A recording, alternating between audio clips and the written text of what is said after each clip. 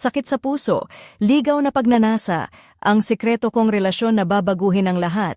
Hi, ako si Marikit, 45 taong gulang, isang may bahay at tagapamahala ng maliit na salon sa bayan ng Lipa, Batangas. Mahigit 2 dekada na akong kasal kay June, ang aking asawang tahimik at payak.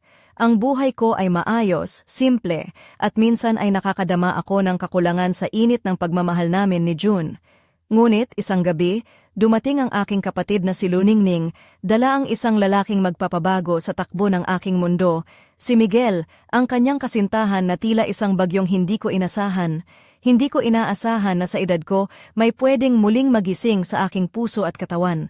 Pero nang makita ko siya, nabalot ako ng kakaibang damdamin, pangamba, kuryosidad, at isang lihim na pagnanasa na matagal ko nang isinilid. Hindi ko maintindihan kung paano ako lulutang sa gitna ng aking payak na buhay at ng isang mundong puno ng init at tukso na dala ni Miguel.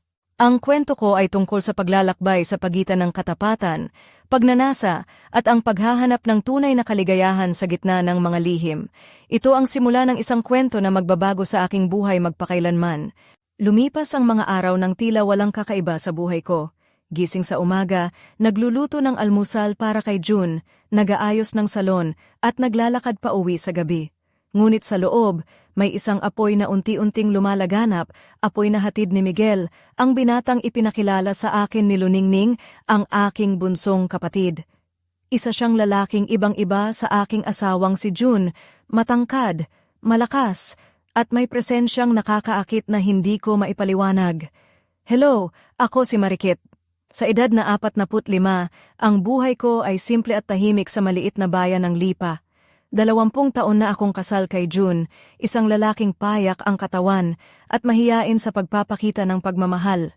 Nagmamay-ari ako ng isang maliit na salon kung saan maraming kababaihan ang nagtitinda ng kanilang mga kwento at pangarap. Ngunit sa kabila ng lahat, may isang bahagi sa akin na naghahanap ng higit pa, isang damdaming matagal nang nawala sa aming pagsasama. Isang araw, dumalaw si Luningning sa amin. 6 na taon ang pagitan namin niya at simula nang makipaghiwalay siya sa asawa, naging mahirap ang kanyang buhay.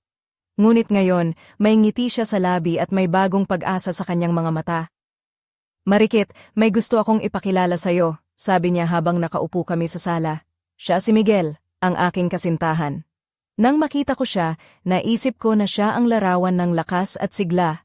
Isang lalaking matangkad, may malapad na balikat, at katawan na kitang-kita ang pinaghirapang disiplina sa gym. Hindi ko maalis sa aking isipan ang pagkakaiba nila ni June. Ang aking asawa, payat, mahiyain, at tahimik. Si Miguel naman, puno ng enerhiya at may tiwala sa sarili. Sa unang pagkikita namin, ramdam ko ang kakaibang tensyon sa hangin, isang tensyong hindi ko pa naramdaman sa loob ng mahabang panahon. Habang nag-uusap kami, napansin ko ang mga titig niya sa akin, matamis ngunit puno ng misteryo. Habang lumilipas ang gabi, bumalik ako sa aking kwarto na puno ng mga tanong, bakit ako nag-aalala? Bakit ako nababahala sa isang taong kaibigan lamang ng aking kapatid? Ang mga salita ni Luningning na sobrang intense siya ay paulit-ulit na bumabalik sa aking isipan. Hindi ko pa rin maintindihan kung ano ang ibig sabihin niyan, ngunit may isang bagay akong naramdaman. Isang apoy na matagal nang natutulog sa loob ko, unti-unting nagigising. Hindi ko alam kung saan ako dadalhin ng mga pangyayaring ito.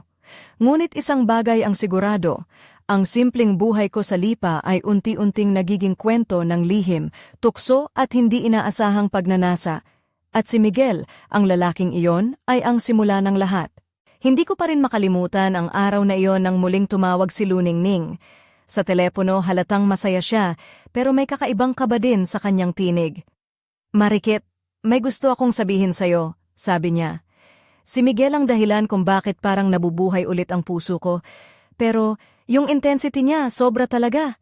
Hindi ko alam kung kaya ko pa. Nahulog ang loob ko sa mga salitang iyon. Ano ba ang ibig-ibig sabihin ng intensity? Bakit parang may tinatago si Luningning? Hindi ko mawari.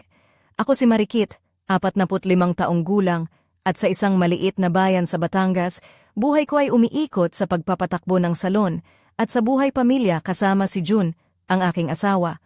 Ngunit sa likod ng payak ng ngiti, may lihim akong damdamin na unti-unting nagigising dahil sa mga kwento at presensya ni Miguel, ang lalaking ipinakilala ng aking kapatid.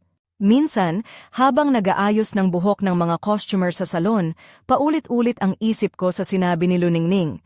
Sobrang intense, ang sabi niya. Ano nga ba ang ibig sabihin ng intensity sa isang relasyon? Sa loob ng 20 taong pagsasama namin ni June, ang init ng aming pagmamahalan ay unti-unting lumamig. Ang dating mga gabi na puno ng halakhak at lambingan ay napalitan ng katahimikan at pagiging magkalapit na tila magkalayo. Isang gabi habang nagkukwentuhan kami ni Luningning sa sala, binuksan niya ang mga mata ko sa mundo ng mga bagong karanasan. Mariket, hindi mo pa naranasan to, pero si Miguel, iba siya. Hindi lang basta lalaki, matipuno siya, at sobrang maalaga. Pero minsan, sobra ang lakas niya, kaya napapagod ako, paliwanag niya. Napaisip ako. Sa loob ng mahabang panahon, ang relasyon namin ni June ay simple at madaling maintindihan. Pero ngayon, may hangin ng pagbabago sa paligid. Hindi ko maalis sa isip ko ang mukha ni Miguel, ang kanyang mga malapad na balikat, matipuno na katawan, at ang malalim na tingin na tila may mga lihim na hindi ko pa alam. Habang naglalakad pa uwi mula sa salon, naramdaman ko ang bigat ng mga iniisip ko. Ano ba ang ibig sabihin ng sobrang intense ni Luningning? Paano kung may mga bagay na hindi ko pa handang harapin? Ang mga tanong na ito ay unti-unting lumalalim sa aking puso, na parang isang bagyong naghahanda pang bumagsak sa tahimik kong buhay sa lipa, at sa kabila ng lahat, may isang bagay na hindi ko matanggal sa isip, ang pagnanais na malaman ang katotohanan kahit na ito ay maaaring magdulot ng sakit at pagbabago na hindi ko inaasahan. Hindi ko makalimutan ang gabing iyon nang dumating si Miguel sa bahay namin. Nang buksan ko ang pinto, humarap sa akin ang isang lalaking tila mula sa ibang mundo. Ang kanyang tangkad na halos 1.85 m, malapad na balikat at katawan na kitang-kita ang pinaghirapang kalamnan. Ang kanyang mga mata ay may lalim, puno ng misteryo at lakas na hindi ko maipaliwanag. Sa isang iglap, naramdaman kong ang hangin sa paligid ay nagbago. Isang tensyong bumalot sa buong bahay. Ako si Marikit, 45 taong gulang, may-ari ng isang maliit na salon sa bayan ng Lipa, Batangas. 20 taon akong kasal kay June, isang lalaking payat at tahimik. Ang relasyon namin ay simple at tahimik, ngunit sa loob ko ay may bahagi na naghahanap ng higit pa. Nang ipakilala ng aking kapatid na si Luningning si Miguel, naisip ko na siya ay simpleng lalaki lamang, ngunit sa kanyang presensya, unti-unting nagising ang isang bahagi ng akin na matagal nang natutulog.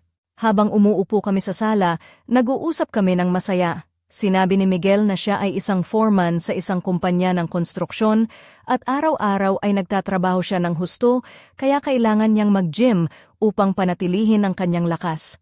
Babangon ako ng 5:00 bawat umaga para mag-ehersisyo, sabi niya habang nakangiti si Luningning. Napangiti ako sa kanyang dedikasyon. Iba talaga siya sa aking asawa na mahilig sa tahimik at hindi masyadong aktibo. Habang nagkakape kami, hindi ko maiwasang mapatingin kay Miguel. Ang mga braso niyang matipuno, ang kanyang dibdib na tila bumabayo sa bawat hinga, at ang kanyang postura na puno ng kumpiyansa ay ibang klase. Napansin niyang nakatitig ako, kaya tinanong niya, "Marikit, nahuhumaling ka ba?" Napahiya ako at ngumiti lamang. Lumipas ang gabi nang magpaalam sila at nang magsara ang pinto, naiwan ako sa sala na may halo-halong damdamin ng kaba, kuryosidad at isang lihim na pagnanasa. Ang pagkakaiba ni Miguel kay June ay labis na kitang-kita.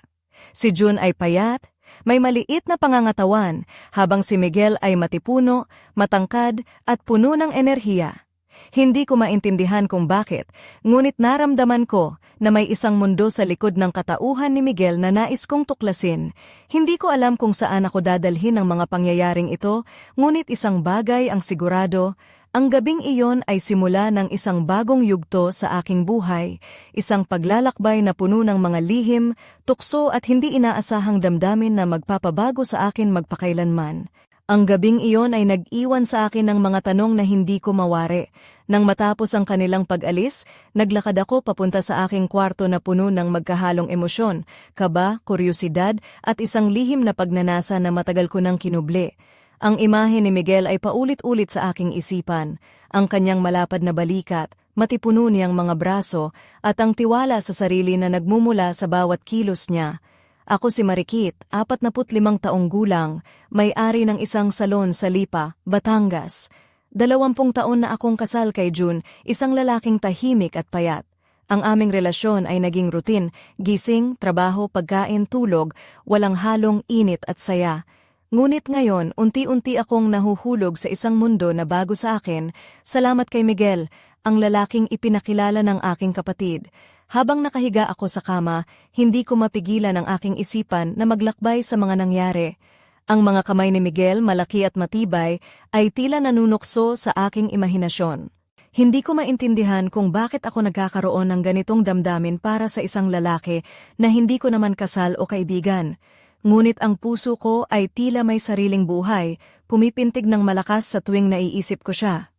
Nang muli kong makausap si Luningning sa telepono, sinabi niyang, "Marikit, sobrang lakas ni Miguel. Minsan pagod na ako sa kanya, pero hindi ko siya kayang iwan."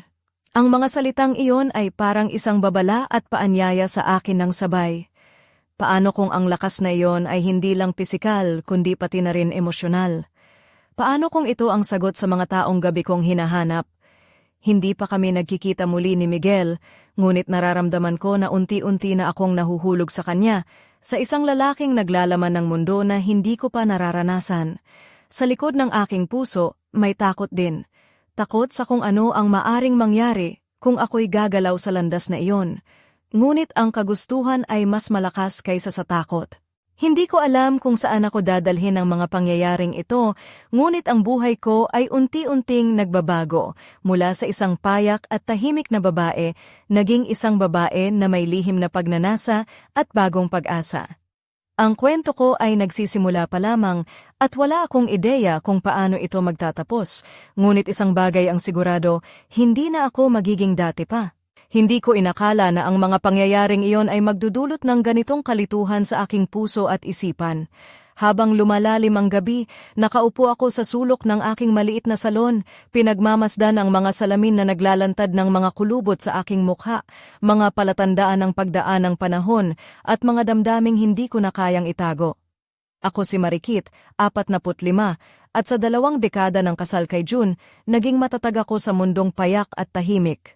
Ngunit ngayon, unti-unti kong nararamdaman na parang nagigiba ang mga pundasyon ng aking mundo. Ang mga salita ni Luningning, sobrang intense si Miguel, kaya minsan ay napapagod ako, ay patuloy na bumabalik sa aking isipan. Ang pag-aalala niya ay nagpapahiwatig na hindi biro ang lalaking ito. Ngunit sa kabila ng takot, may kakaibang kuryosidad na pumipigil sa akin na lumayo. Ang isipan ko ay bumabalik sa gabi ng aming pagkikita, ang init ng tingin ni Miguel, ang tiwala sa sarili niyang katawan, at ang lakas na hindi ko pa nararanasan. Bumalik sa aking alaala ang mga gabi kay June, mga sandaling tila obligado lang ang aming pagsasama, mabilis at walang ningning. Ang kanyang payat na katawan, ang madalas na maagang pagtatapos ng aming mga sandali, at ang kawalang init na unti-unting pumuno sa aming kwarto. Hindi ko ito nasabi sa kanya, ni hindi ko rin nasabi sa sarili ko. Akala ko, iyon na ang normal sa isang matagal na pagsasama. Ngunit ngayong nakita ko si Miguel na may lakas at presensyang tila kayang baguhin ang lahat, naisip ko kung ano ang nawawala sa akin. Ang mga katanungan ay pumuno sa aking isipan. Pwede ba akong maging masaya? Pwede ba akong maranasan ang init na iyon muli? At higit sa lahat, handa ba akong harapin ang mga posibleng sakit na dala ng paglalakbay na ito? Nakipag-usap ako muli kay Luningning at sa bawat salita naramdaman ko ang dalang kaba at pag-asa. Ang buhay ay parang isang gulong na umiikot. May mga panahon ng saya, may mga panahon ng luha. Ang aking buhay ay unti-unting nagbabago at hindi ko alam kung saan ako dadalhin nito. Ngunit isang bagay ang malinaw, ang kwentong ito ay hindi natatapos sa isang payak na buhay ng may bahay sa Lipa. Ito ay simula ng isang bagong yugto na puno ng mga lihim, pagnanasa at hindi inaasahang kapalaran. Hindi ko inasahan na ang mga pangyayari ay magkakaroon ng isang napakalaking pagbabago, isang pag-ikot na magpapabago sa lahat ng aking inisip at naramdaman. Isang hapon, tumawag si Luningning na may kakaibang tinig. "Marikit, may sasabihin ako sa iyo na hindi mo inaasahan." Hindi ko alam kung dapat ba akong matakot o magalak sa kanyang mga susunod na salita. Ako si Marikit, 45 taong gulang, isang may bahay at may-ari ng salon sa Lipa. Sa loob ng 20 taon, naging payak ang buhay ko, isang buhay na puno ng mga nakasanayan at tahimik na pagmamahalan kasama si June, ang aking asawa. Ngunit nagbago ang lahat nang ipakilala ni Luningning si Miguel, ang lalaking may lakas at presensyang hindi ko pa nararanasan. At ngayon tila may isang lihim na nakatago sa likod ng ngiti ng aking kapatid. Marikit, alam mo ba na si Miguel ay nagplano ng isang sorpresa para sa atin? Ang sabi ni Luningning na may halong kaba at excitement, hindi lang siya ang lalaking akala mo. May mga bagay siyang itinatago na hindi mo pa alam. Napuno ako ng tanong, ano kaya ang sikreto ni Miguel? Bakit tila may bigat ang mga salita ni Luningning? Hindi nagtagal, dumating si Miguel sa amin nang hindi ko inaasahan, ngunit ang dala niyang balita ay sumabog sa aking mundo. Marikit, sabi niya, may isang bagay akong kailangang sabihin sa'yo. Hindi ko inaasahan na magkakaroon tayo ng ganito, pero may iba akong relasyon din. Napanganga ako sa pagkabigla. Ano ba itong nangyayari? Paano niya nasabi ito ng ganito lang? Paano ako dapat tumugon? Nararamdaman ko ang pag-ikot ng mundo sa aking ulo. Ang lalaking ipinakilala sa akin bilang kasintahan ng aking kapatid ay may lihim na relasyon din. Hindi ko alam kung paano ako dapat kumilos. Ang puso ko ay naglalaban-laban. Pagkamuhi, pagkabigla, at isang lihim na pagnanasa na hindi ko matanggihan. Ngunit higit sa lahat, naramdaman ko ang bigat ng pagtatapat na yon. Ang lahat ng aking iniisip tungkol sa pagiging tapat, sa pagmamahal, at sa aking sarili ay nauwi sa isang komplikadong gulo.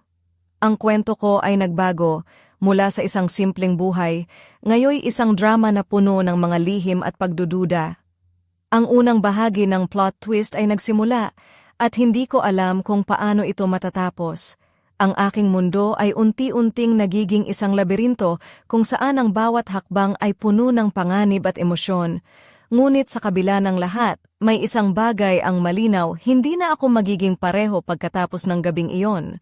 Ang mga salita ni Miguel ay parang kidlat na tumama sa akin. Isang katotohanang matagal ko nang hindi inaasahan, ngunit ngayon, harap-harapan kong hinaharap. Marikit! Malumanay niyang sambit habang hawak ang aking mga kamay. Hindi ko inakala na ganito ang mangyayari. Mahal ko si Luningning, pero mahal din kita. Hindi ko kayang iwan ang isa sa inyo. Ako'y nanlaki ang mga mata, hindi makapaniwala sa mga salitang bumalot sa aking puso. Paano ako naging bahagi ng isang ganitong gulo? Paano ako magkakaroon ng lugar sa pagitan ng dalawang babae sa buhay ng isang lalaki? Ako si Marikit, 45 taong gulang, isang may bahay sa Lipa, na sa loob ng 20 taon ay nagtiwala sa payak na buhay na may asawa. Ngunit ngayon, ang kwento ko ay nauwi sa isang komplikadong kwento ng pagnanasa, pagtataksil, at lihim na relasyon. Ang lalaking ipinakilala bilang kasintahan ng aking kapatid ay nagtatago ng isang mundo na puno ng kontradiksyon at emosyon. Habang nakaupo kami sa sala, naramdaman ko ang bigat ng kanyang mga salita. Ang init ng kanyang mga mata ay naglalabas ng katotohanan na mahirap tanggapin. Hindi ko gusto ang ganitong sitwasyon, Marikit, pero hindi ko rin kaya ang mawalan kayo pareho. Ang kanyang pag-amin ay nagdulot ng isang kakaibang sakit sa aking puso. Isang sakit na nagpapalalim sa bawat pintig ng aking dibdib. Hindi ko maalis sa isip ko ang mga gabing magkasama kami ni Miguel, ang init ng kanyang mga kamay, ang lambing ng kanyang mga halik, at ang lalim ng kanyang pagtitig na nagpapahiwatig ng isang bagay na higit pa sa pisikal na pagnanasa. Ngunit ngayon, ang mga sandaling iyon ay may bagong kahulugan.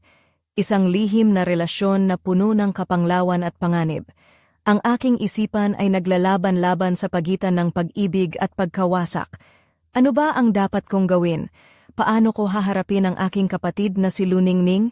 At higit sa lahat, paano ko haharapin ang aking sarili sa harap ng salamin na may mga matang puno ng kalituhan at sakit? Ang plot twist ay umabot sa punto ng kasidhian. Ang kwento ko ay hindi na lamang tungkol sa isang lihim na relasyon, kundi sa isang gulo ng damdamin na naglalaban sa puso ng isang babae na naghahanap ng tunay na kaligayahan. At sa kabila ng lahat, may isang tanong na bumabalot sa aking isipan, hanggang saan ako magtatagal sa mundong ito ng mga lihim at pagnanasa? Ang bawat sandali kasama si Miguel ay naging isang apoy na hindi ko na kayang patayin. Ang init ng kanyang mga kamay, ang lalim ng kanyang mga titig, at ang lakas ng kanyang katawan ay nagpaalab sa isang damdaming matagal ko nang itinago. Ngunit sa likod ng lahat ng ito, naroon din ang isang bangungot na unti-unting sumisira sa aking pagkatao, isang bangungot ng pagtataksil, pagkakanulo at lihim na naglalaban sa aking puso. Ako si Marikit, 45 taong gulang, isang babaeng naglakbay mula sa payak na buhay ng isang may bahay sa isang mundo ng lihim at pagnanasa. Ang kwento ko ay puno ng mga sandaling naglalaman ng matinding damdamin, mula sa matamis hanggang sa mapait, mula sa init ng pagmamahal hanggang sa lamig ng pagkakanulo. Tuwing gabi kapag nakahiga ako sa aking kama, bumabalik sa aking isipan ang mga sandaling kasama si Miguel, ang mga halik na puno ng pagnanasa, ang mga yakap na puno ng lambing, ang mga salita niyang nagpapahiwatig ng isang mundo na hindi ko pa nararanasan. Ngunit kasabay nito, nararamdaman ko rin ang bigat ng aking gawa, ang sakit na dulot ng pagtataksil sa aking asawa at kapatid. Ang aming relasyon ay parang isang apoy na naglalagablab sa dilim ng gabi, isang apoy na nagbibigay init, ngunit nagbabanta ring sumunog sa lahat ng bagay sa paligid. Ang bawat pagkikita namin ay puno ng tensyon at lihim, at ang bawat halik ay isang patunay ng aming lihim na pagnanasa. Ngunit sa kabila ng lahat, ang tanong ay nananatili, hanggang kailan ako magtatagal sa ganitong buhay? Hanggang kailan ko kakayanin ang bigat ng mga kasinungalingan at pagtataksil? Ang aking puso ay naglalaban sa pagitan ng pagnanasa at konsensya, at ang aking isipan ay puno ng mga tanong na walang kasagutan. Ang kwento ko ay umabot na sa rurok ng tensyon, isang kwento ng pag-ibig, pagtataksil, at lihim na naglalaban sa puso ng isang babae. Ngunit sa kabila ng lahat, may isang bagay ang malinaw. Ang aking buhay ay hindi na magiging pareho, at ang mga lihim na ito ay magdadala ng mga pagbabago na hindi ko inaasahan.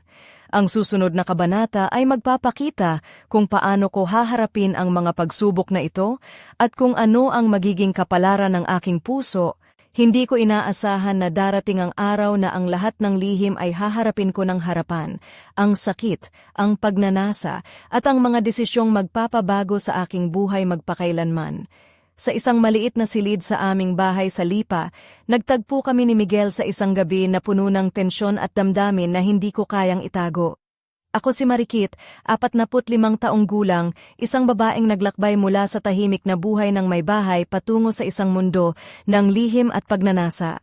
Sa loob ng mahigit 2 dekada, naging payak ang aking buhay kasama si June, ngunit sa likod ng lahat, may isang apoy na naglalagablab sa aking puso. Isang apoy na nagmula kay Miguel, ang lalaking nagbukas ng bagong daan sa aking kaluluwa. Habang magkahawak kamay kami ni Miguel, naramdaman ko ang bigat ng bawat sandali, ang pagkabigo, ang pag-asa, at ang takot na baka masira ang lahat. Marikit, malumanay niyang bulong, alam kong hindi ito tama, pero hindi ko kayang itigil ang nararamdaman ko para sa'yo. Ang kanyang mga salita ay pumaloob sa aking puso, nagdudulot ng kaligayahan at sakit ng sabay. Sa sandaling iyon, napagtanto ko na ang aking buhay ay nasa isang bingit. Isang bingit na maghahatid sa akin sa isang desisyon na magbabago ng lahat. Hindi ko alam kung paano ko haharapin ang aking asawa, ang aking kapatid, at higit sa lahat, ang aking sarili. Ngunit isang bagay ang malinaw, hindi ko na kaya pang manatili sa isang buhay na puno ng pagkukunwari at lihim. Ang kwento ko ay puno ng mga sandaling puno ng pagnanasa, pagtataksil, at pag-ibig na hindi inaasahan. At habang nakatitig ako sa mga bituin sa langit ng Lipa, alam kong ang susunod na hakbang ay hindi madali, ngunit kailangang gawin. Ang aking puso ay naghahanap ng kalayaan, at ang aking kaluluwa ay handang harapin ang lahat ng pagsubok. Ngayon, ang kwento ay nagtatapos sa isang tanong na bumabalot sa aking isipan. Ano nga ba ang tunay na kahulugan ng kaligayahan? At handa ba akong harapin ang lahat ng magiging kapalit nito? Ang sagot ay nasa susunod na kabanata ng aking buhay, isang kabanata na puno ng misteryo, pag-asa, at lihim na naghihintay na matuklasan.